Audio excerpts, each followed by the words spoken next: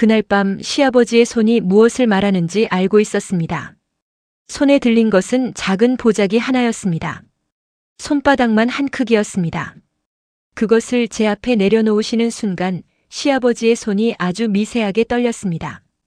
그 안에 든 것은 씨앗이었습니다. 황기, 당귀, 천궁. 한때 의관이셨던 시아버지가 30년 동안 모아온 귀한 약재 씨앗 한 줌이었습니다. 이 집 전 재산이나 다름없는 것이었지요. 그런데 그것은 믿음이 아니었습니다. 시험이었습니다. 대구 양령시장에 가서 이 씨앗을 팔고 오너라. 그 말 속에 숨겨진 진짜 말은 이것이었지요. 저 며느리가 씨앗을 손에 쥐고 그대로 도망가지 않을까? 이 기회에 친정으로 사라지는 건 아닐까? 저는 그 시험을 알아챘습니다. 그리고 받아들이기로 했습니다. 아니, 더 정확하게는 그 시험의 판을 완전히 뒤집기로 했습니다. 보름이 지나도 저는 돌아오지 않았습니다. 마을 사람들이 수군거렸습니다. 소문이 돌았습니다. 시아버지는 밥도 못 드시고 대문 밖만 바라보셨다고 합니다. 그런데 보름째 되는 날 해질 무렵 저는 돌아왔습니다. 빈손이 아니었습니다. 씨앗 한 줌이 약초밭 하나로 돌아왔습니다. 그리고 그것이 이 이야기의 전부가 아닙니다. 대구 양령시에서 제가 만난 그 노인이 제 죽은 남편이 남긴 마지막 비밀을 품고 있었다는 것을 저는 솔개골 어기를 돌아올 때까지 몰랐습니다. 지금부터 그 이야기를 들려드리겠습니다.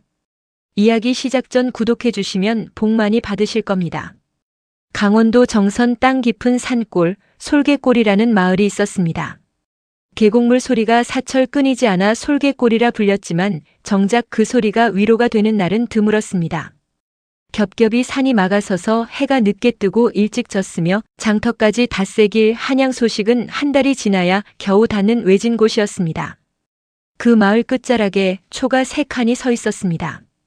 마당에는 약초 화분들이 줄지어 서 있었습니다만 반은 이미 말라 있었습니다. 마른 것들은 건드리면 부스러질 듯 위태로웠고 살아남은 것들도 힘이 없어 고개를 떨구고 있었습니다. 마치 이 집의 처지를 그대로 닮은 것 같았습니다. 저는 그 집의 며느리 연화였습니다. 시아버지의 이름은 봉수 72살이었습니다. 한때 내의원에서 일하셨던 의관이었습니다. 왕의 약을 짓고 고을의 병자들을 돌보셨던 제법 이름 있는 분이셨지요. 그러나 당파 싸움에 휘말려 관직을 잃으셨고 이후 연이은 가뭄과 빚으로 논밭마저 잃으셨습니다. 3대에 걸쳐 쌓은 것이 한 대에 무너진 가문이었습니다. 이제 남은 것이라고는 허물어져가는 초가 3칸과 봉수. 어른이 30년 동안 전국 사냐를 다니며 채취하고 보관해 온 약재 씨앗 한 줌뿐이었습니다. 황기, 당귀, 천궁, 작약, 하수오. 이름만으로도 귀한 것들이었습니다. 봉수 어른이 관직을 잃은 뒤에도 끝끝내 팔지 않으셨던 것이었지요. 그것은 재산이 아니라 의관이었다는 자존심의 마지막 흔적이었습니다. 남편 태민이 죽은 지 1년이 되어 있었습니다. 태민은 글씨를 잘 썼습니다. 특히 작은 글씨가 가늘고 단정했습니다. 제가 처음 그 글씨를 보았을 때 이 사람은 섬세한 사람이겠다고 생각했습니다. 말보다 손으로 마음을 전하는 사람. 그리고 실제로 그런 사람이었습니다. 태민은 아버지의 의수를 이어받으려 했습니다. 약재 이름을 외우고 산을 오르며 약초를 채취했습니다. 그런데 몸이 약했습니다. 무리하게 산을 오르다가 폐를 다쳤고 기침병을 얻었습니다. 봉수 어른이 온갖 약을 다 써봤지만 소용이 없었습니다. 의관이 제 아들 하나 살리지 못했다는 자책이 봉수 어른을 완전히 꺾어 놓았습니다. 태민이 죽은 뒤 친정어머니가 찾아왔습니다. 연화야, 이제 돌아오너라. 아버지가 방 하나 비워뒀다. 거기서 바느질이라도 하며 살자꾸나. 저는 어머니의 손을 잡았습니다. 손이 차가웠습니다. 저는 고개를 저었습니다. 어머니, 저는 이 집 며느리입니다. 아버님을 두고 갈 수 없습니다. 어머니가 우셨습니다. 저도 울고 싶었습니다. 그러나 이 집에서 눈물은 사치였습니다. 저는 눈을 한번 감았다가 뜨고 어머니의 손을 천천히 놓았습니다. 그렇게 봉수 어른과 단둘이 살기 시작했습니다. 밥상이라 할 것도 없었습니다.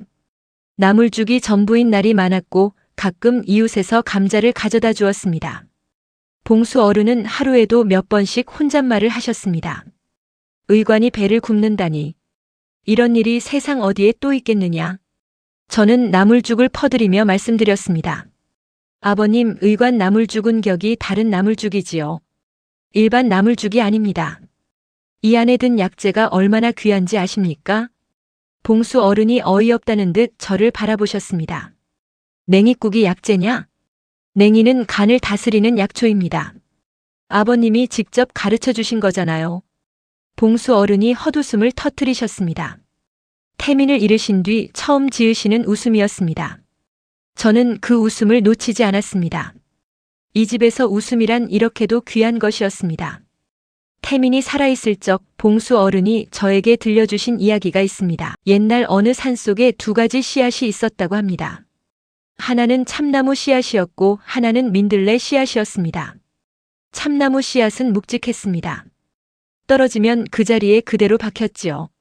바람이 불어도 비가 쏟아져도 꼼짝하지 않았습니다. 결국 그 자리에 뿌리를 내렸고 수십 년 뒤 크고 단단한 나무가 되었습니다. 그러나 그 나무는 딱 한 곳에서만 살았습니다. 민들레 씨앗은 가벼웠습니다. 바람이 불면 날아올랐습니다.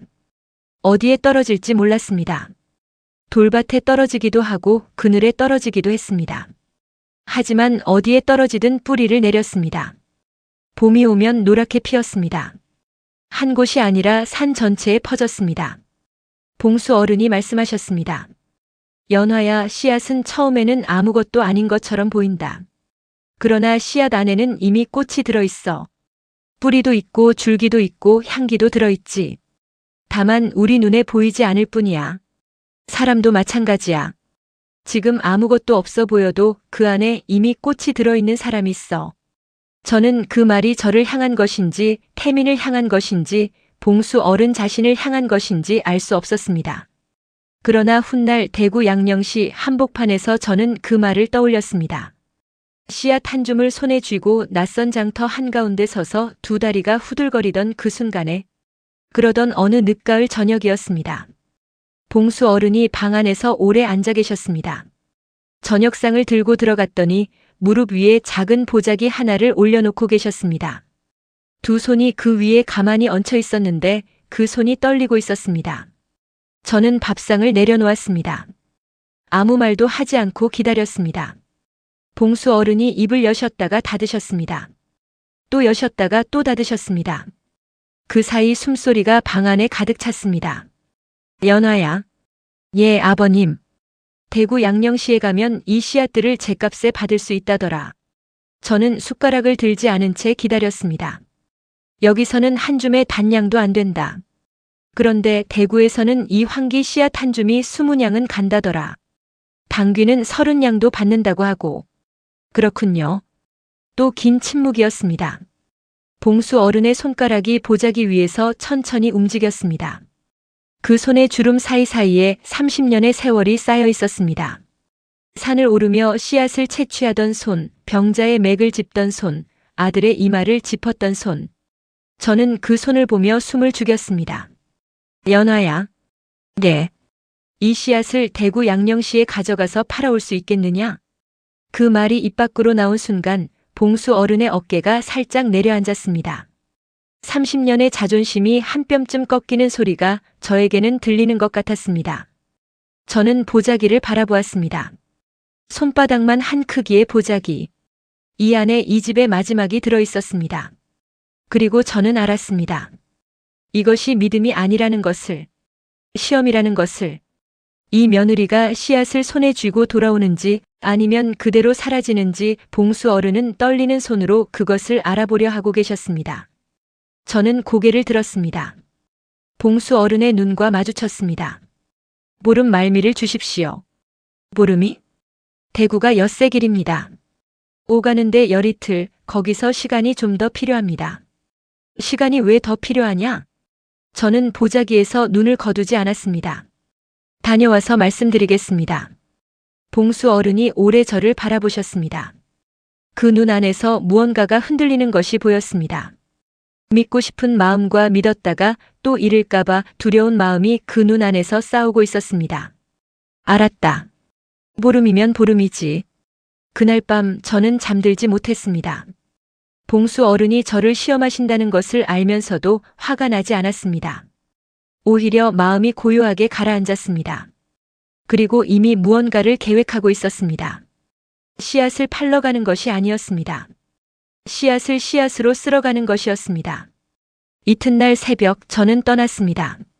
안개가 솔개골 계곡 위로 하얗게 깔린 이른 시간이었습니다. 바위마다 이슬이 맺혀 있었고 닭이 울기도 전이었습니다. 저는 보따리를 등에 지고 보자기를 가슴께 단단히 안았습니다. 대문을 나서는 순간 한 번 뒤를 돌아보았습니다. 기울어진 대문 기둥, 말라가는 약초 화분들, 새벽빛 속에 잠겨있는 초가 3칸. 초라하고 볼품없는 집이었습니다. 그러나 그 순간 제 눈에는 세상에서 가장 지키고 싶은 것으로 보였습니다. 다녀오겠습니다. 그 말은 너무 작아서 안개 속에 금방 스며들었습니다. 그런데 저는 몰랐습니다. 봉수 어른이 대문 뒤에 몸을 숨기고 계셨다는 것을, 문틈 사이로 제가 떠나는 모습을 지켜보고 계셨다는 것을, 뻣뻣한 양반 체면에 배웅도 못하시고 남몰래 숨어보고 계셨겠지요. 이튿날 저녁 저는 공주장터에 들렀습니다. 씨앗을 팔지 않았습니다. 대신 약재상들 사이를 3바퀴 돌며 살폈습니다. 씨앗의 충실도를 확인하는 법, 묵은 씨앗과 햇씨앗을 구분하는 법, 흥정에서 먼저 돌아서는 쪽이 이기는 법. 봉수 어른이 30년 의관 생활 동안 틈틈이 말씀하셨던 것들이 그제야 제대로 들렸습니다. 그날 밤 저는 씨앗 보자기를 열었습니다. 손가락 끝으로 씨앗 하나하나를 건드렸습니다. 황기 씨앗은 작고 둥글었습니다. 당귀 씨앗은 납작하고 가벼웠습니다. 천궁 씨앗은 주름이 잡혀 마치 작은 뇌처럼 생겼습니다. 저는 그것들을 손바닥 위에 올려놓았습니다. 이것이 이 집의 마지막이었습니다. 태민이 생각났습니다. 태민은 약초 채취를 다녀오면 늘 손바닥 위에 약재를 올려놓고 저에게 이름을 물었습니다. 이게 뭔지 알아? 모르죠. 이게 하수오야. 이걸 꾸준히 다려 먹으면 머리카락이 검어진다고. 그럼 아버님께 드려야겠네요. 머리가 너무 하얘지셨으니까. 태민이 웃었습니다. 그 웃음이 좋았습니다. 눈가에 잔주름이 잡히는 그 웃음이. 저는 손바닥 위에 씨앗들을 천천히 보자기 안에 다시 넣었습니다. 손가락에 씨앗가루가 묻어 있었습니다. 저는 그것을 닦지 않았습니다. 그냥 그 느낌이 손에 남아있게 두었습니다. 사흘째 저물녘 비가 내리기 시작했습니다. 고갯마루를 넘으려는데 길섭에 노인 한 분이 쪼그려 앉아 계셨습니다. 머리가 새하얗게 센 노인이었습니다. 앞에는 광줄이 하나가 뒤집혀 있었고 약재들이 빗속에 쏟아져 있었습니다. 어르신 괜찮으세요? 아이고 광줄이가 뒤집혀서. 약재가 다 졌겠구나. 저는 보따리를 내려놓고 무릎을 꿇었습니다. 빠르게 약재를 주워 담았습니다. 노인이 황망히 따라 줍다가 제 손을 보았습니다. 이 아가씨. 황기랑 당귀를 구분하는구나. 대부분은 헷갈려서 다 같이 담는데. 시아버님이 의관이셨습니다. 노인이 멈추었습니다. 그리고 저를 천천히 바라보았습니다. 그 눈빛이 이상했습니다. 낯선 이를 바라보는 눈빛이 아니었습니다. 어디선가 본 사람을 다시 보는 것 같은 눈빛이었습니다. 저는 그 시선이 불편하지 않았습니다. 오히려 이상하게도 따뜻했습니다. 대구 가는 길이요? 네. 나도 대구로 가오. 같이 가면 어떻겠소? 그이가 황 노인이었습니다. 그리고 이 만남이 이 이야기의 모든 것을 바꾸어 놓을 줄을 저는 아직 몰랐습니다. 황 노인은 대구 양령시에서 40년을 보낸 분이었습니다. 약재 씨앗을 전국에서 수집해 양령시 의원들에게 납품하는 것이 평생의 일이었습니다. 그러나 올봄 불어닥친 된서리로 밭을 가꾸던 약초가 모조리 얼어 죽었고 믿었던 거래처 의원이 갑자기 문을 닫았습니다. 아내는 이미 세상을 떠났고 자식들은 흩어졌으며 이제 광줄이 하나가 마지막 미천이었습니다. 저는 가슴이 쿵 내려앉았습니다. 마지막 남은 것에 모든 것을 건 사람. 그 말이 저와 너무 닮아 있었습니다. 아니, 봉수 어른과 너무 닮아 있었습니다. 빗속에서 처마 밑에 나란히 앉아 비를 피하다가 황 노인이 먼저 말을 꺼냈습니다. 씨앗을 팔러 가오. 네. 얼마 받을 생각이오? 황기 한 줌에 20냥, 당귀는 30냥 정도라 들었습니다. 황 노인이 고개를 끄덕이다가 잠시 멈추었습니다. 그걸 팔면 그게 전부요. 저는 고개를 들었습니다. 20냥, 30냥. 그 돈은 한 번 쓰면 없어지지. 하지만 씨앗은 팔지 않고 심으면 불어나지요. 황 노인이 무릎을 탁 쳤습니다. 바로 그거요. 양령시 의원들 중에는 땅은 있는데 씨앗이 없는 사람들이 있어. 뙤박에 홍수가 나서 씨앗을 다 잃은 이들이지. 씨앗을 팔지 말고 빌려줘. 의원한테 씨앗을 맡기고 수확의 사마를 받는 계약을 하는 거요. 저의 눈이 커졌습니다. 씨앗 한 줌을 파는 게 아니라 씨앗 한 줌으로 약초밭을 짓는 것이군요. 40년 걸려 깨달은 것을 한마디에 알아듣는구려. 저는 숨을 크게 들이쉬었습니다. 머릿속에서 무언가가 빠르게 펼쳐졌습니다. 씨앗 하나가 봄이 되면 수백 개로 불어납니다. 그 수백 개가 다시 땅에 심어지면 그 이듬해에는 수천 개가 됩니다. 씨앗은 파는 것이 아니었습니다. 심는 것이었습니다. 이틀을 더 걸으며 황 노인은 쉬지 않고 가르쳐 주었습니다. 황기는 모래흙에 심어야 뿌리가 굵어지고 당귀는 그늘진 북쪽 밭을 좋아하며 천궁은 물 빠짐이 좋아야 한다고. 씨앗을 의원에게 맡길 때는 반드시 땅의 방향과 토지를 먼저 확인하라고. 씨앗이 살지 못하면 계약이 물거품이 되니까. 저는 한 번 들은 것을 절대 잊지 않았습니다. 그런데 걷는 동안 저는 황 노인의 눈빛이 가끔 달라지는 것을 느꼈습니다. 설명을 해주다가 문득 제 옆모습을 바라보는 순간이 있었습니다. 그럴 때의 눈빛이 무언가를 참고 있는 것 같았습니다. 말하고 싶은 것이 있는데 아직 때가 아니라고 스스로 다독이는 것 같은 눈빛. 저는 못 본 척했습니다. 그러나 그 시선이 쌓이면서 가슴 한켠에 이상한 예감이 자라기 시작했습니다. 이 노인이 저에게 무언가를 숨기고 있구나. 아가씨.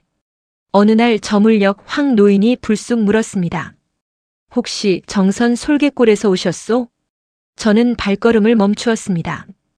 어떻게 그것을 아십니까? 황 노인의 손이 지팡이를 쥔 손이 미세하게 떨렸습니다. 정선 솔개골 봉수 어른댁 며느리시오? 저는 심장이 내려앉는 것 같았습니다. 어떻게 아시는지요? 황 노인이 천천히 고개를 들었습니다. 그 눈에 저녁빛을 받아 무언가가 반짝였습니다. 눈물이었습니다. 아가씨 남편 태민이 제가 마지막으로 가르친 사람이요. 그 순간 저는 아무 말도 할 수 없었습니다. 손 안에 쥔 보자기가 축 늘어졌습니다. 노을이 산 뒤로 넘어가고 있었습니다. 바람이 불었습니다. 빈 들판이 저를 에워쌌습니다. 황 노인이 말했습니다. 태민이가 약재 공부를 하겠다며 저를 찾아온 게 3년 전 일이요. 제가 약초 보는 법, 씨앗 고르는 법을 가르쳐 줬지요. 그 아이가 배가 빨랐습니다. 눈썰미가 대단했어요. 그런데 소식을 들었소.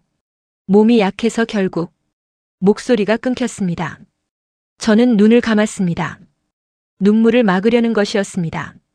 그러나 이번에는 막아지지 않았습니다. 볼을 타고 눈물이 흘렀습니다.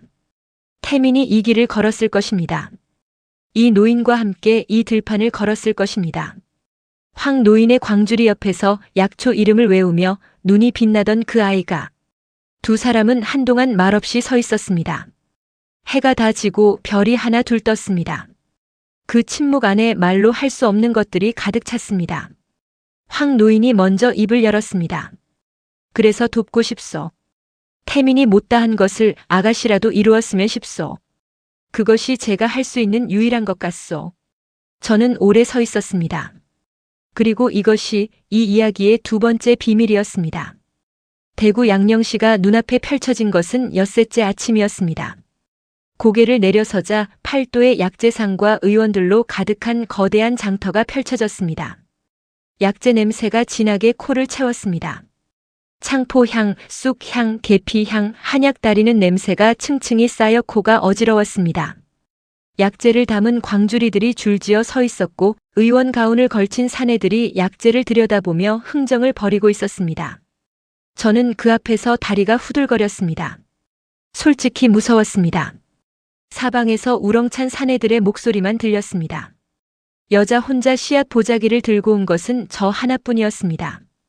시선들이 바늘처럼 따가웠습니다. 황 노인이 옆에서 조용히 말했습니다. 저기가 전쟁터요. 그런데 당신한테는 무기가 있어.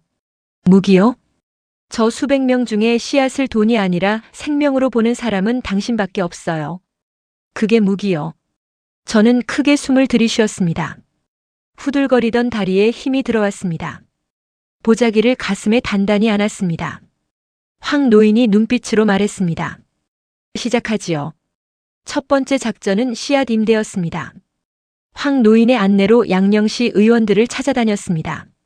씨앗은 있으나 땅이 없는 사람, 땅은 있으나 씨앗을 잃은 사람. 황 노인은 그 사람들을 손바닥 보듯 꿰고 있었습니다. 첫 번째 의원은 정 의원이었습니다. 양령시 동편에 작은 의원을 내고 있는 수염이 긴 중년 사내였습니다.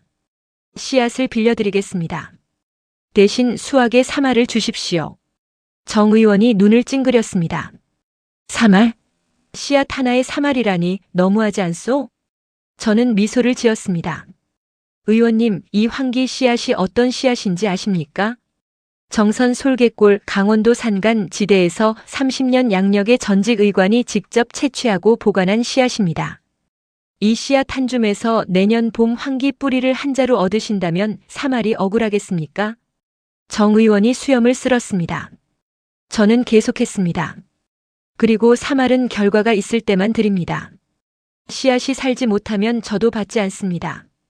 그 말에 정 의원의 눈이 달라졌습니다. 자기가 손해볼 것이 없었습니다. 계약이 성사되었습니다. 두 번째, 세 번째 의원도 마찬가지였습니다. 황 노인이 이 씨앗은 내가 직접 확인했소라고 한마디 해주면 의원들의 표정이 달라졌습니다. 황 노인의 40년이 저의 뒤를 받쳐주고 있었습니다. 그런데 문제가 생겼습니다. 씨앗을 심어둔 밭을 확인하러 다니는 사흘째 되는 날이었습니다. 정 의원 밭에 심어둔 황기 씨앗이 올라오지 않고 있었습니다. 흙이 너무 질어서 씨앗이 물에 잠긴 것이었습니다. 저는 무릎을 꿇고 흙을 파보았습니다. 씨앗들이 썩어가고 있었습니다. 가슴이 내려앉았습니다. 손끝이 차가워졌습니다. 이것이 실패하면 이 계약도 다음 계약도 전부 무너집니다. 봉수 어른의 30년도 함께 무너집니다. 저는 손을 떨면서도 땅을 파기 시작했습니다. 황기는 물 빠짐이 좋아야 합니다. 봉수 어른이 말씀하셨습니다. 황기는 모래흙을 좋아한다고. 저는 주변의 마른 흙을 가져와 섞기 시작했습니다. 해질 무렵까지 혼자 흙을 고르고 또 고르고 씨앗을 하나하나 꺼내 다시 심었습니다. 손톱에 흙이 까맣게 끼었습니다. 황 노인이 와서 보더니 아무 말 없이 옆에서 함께 무릎을 꿇었습니다. 두 사람이 나란히 흙 속에 손을 넣고 씨앗을 고르는 시간이었습니다. 아무 말도 하지 않았습니다. 그러나 그 침묵이 어떤 말보다 더 많은 것을 담고 있었습니다. 사흘 뒤 황기 새싹이 올라왔습니다. 저는 그 연두빛 싹을 보는 순간 주저앉아 울었습니다. 손바닥으로 땅을 짚고 한참을 울었습니다. 황 노인이 말했습니다. 씨앗은 썩어야 싹이 트오. 껍질이 부서져야 그 안의 것이 나오는 거요. 저는 눈물을 훔치며 고개를 들었습니다.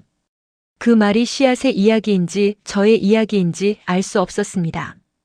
열흘째 되는 날이었습니다. 가명에서 관원이 찾아왔습니다. 이 감역 대감께서 너를 부르신다. 심장이 쿵 내려앉았습니다. 온갖 나쁜 생각이 머릿속을 어지럽혔습니다. 허가 없이 씨앗 임대 거래를 한 것이 문제가 된 것인가?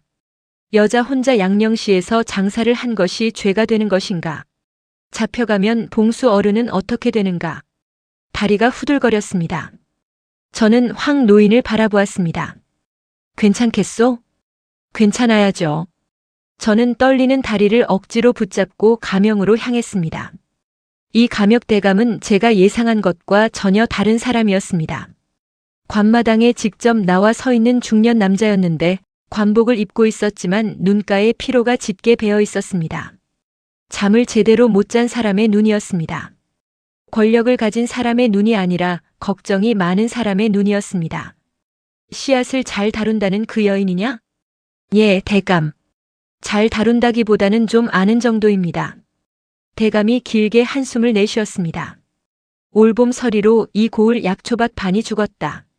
관아에서 가난한 의원들에게 씨앗을 나눠줄 계획이었는데 보관하던 씨앗이 습기를 먹어 죄다 쓸 수가 없게 되었어. 씨앗이 없으면 내년 봄 약초를 심지 못하고 약초가 없으면 병자들이 약을 쓸 수가 없어. 저는 대감의 눈에서 진심을 읽었습니다. 이 사람은 권세를 부리려는 것이 아니었습니다. 진짜로 답을 찾고 있는 사람이었습니다. 백성을 걱정하는 관리가 이렇게 있구나.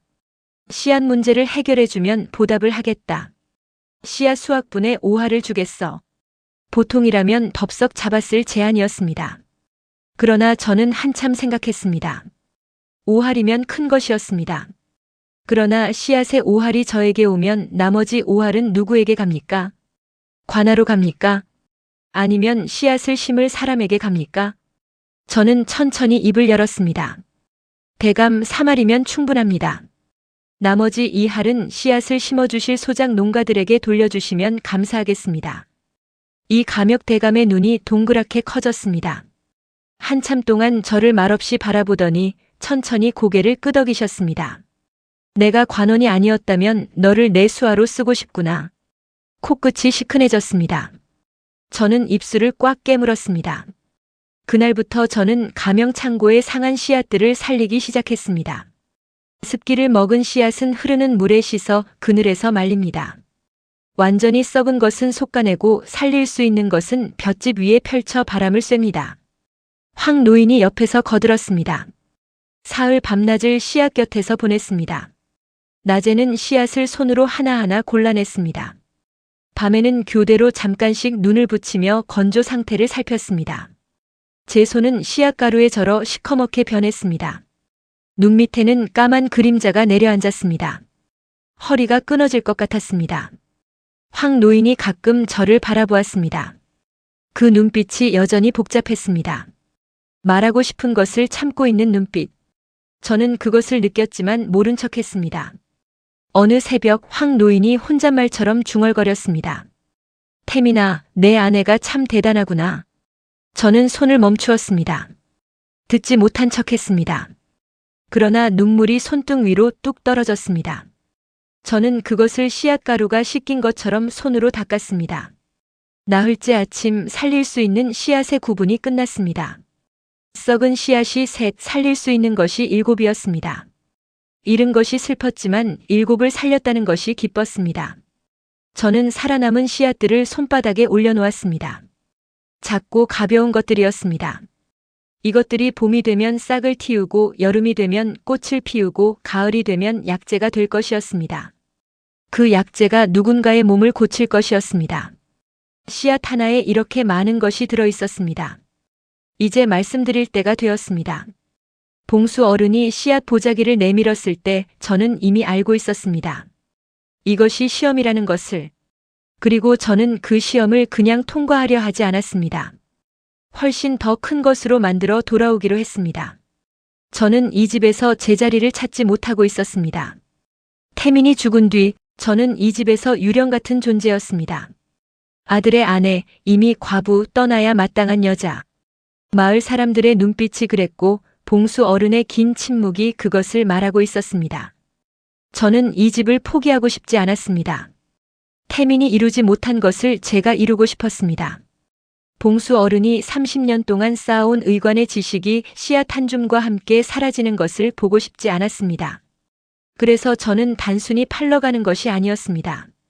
씨앗을 씨앗으로 쓸어가는 것이었습니다. 공주장터에서 약재상들을 사흘 동안 관찰한 것도 황 노인의 뒤집힌 광주리를 기꺼이 주워준 것도 모두 계획이 있었습니다. 낯선 길에서 낯선 일을 돕는 것이 어떤 인연을 불러오는지 봉수 어른이 늘 말씀하셨거든요. 의원은 누구에게나 손을 내밀어야 한다고. 그게 결국 제 손으로 돌아온다고. 그러나 황 노인이 태민의 스승이었다는 것은 그것은 계획이 아니었습니다. 그것은 하늘이 만들어준 것이었습니다. 출발 전날 밤 저는 봉수 어른의 약초 화분들 사이에 서서 오래 서 있었습니다. 말라가는 화분들, 힘없이 고개를 떨군 것들. 저는 가장 살아있어 보이는 화분을 하나 골라 물을 주었습니다. 살아남아줘. 내가 돌아올 때까지. 그리고 돌아섰습니다. 그 화분이 제가 없는 보름 동안 봉수 어른의 눈길을 받으며 살아남았다는 것을 저는 나중에 들었습니다. 봉수 어른이 매일 아침 그 화분에 물을 주셨다고 합니다. 아무것도 하지 못하는 시간 동안 그것만이라도 살려야 한다고. 그것이 봉수 어른이 보름을 버티신 방법이었습니다. 씨앗에 물을 주는 것, 아무것도 없어 보이는 것에 계속 손을 대는 것, 그것이 희망이라는 것이구나. 저는 그 이야기를 들으며 생각했습니다. 보름째 아침 저는 대구 양령시를 떠났습니다. 이 감역대감이 약속대로 계약서와 수익금을 주셨습니다. 거기에 더해 돌아가는 길에 어느 관아에서도 통행을 막지 못하도록 공문까지 써주셨습니다. 황 노인이 배웅을 나왔습니다. 두 사람은 한참 말없이 서 있었습니다. 아침 햇살이 두 사람 사이로 길게 뻗어 있었습니다.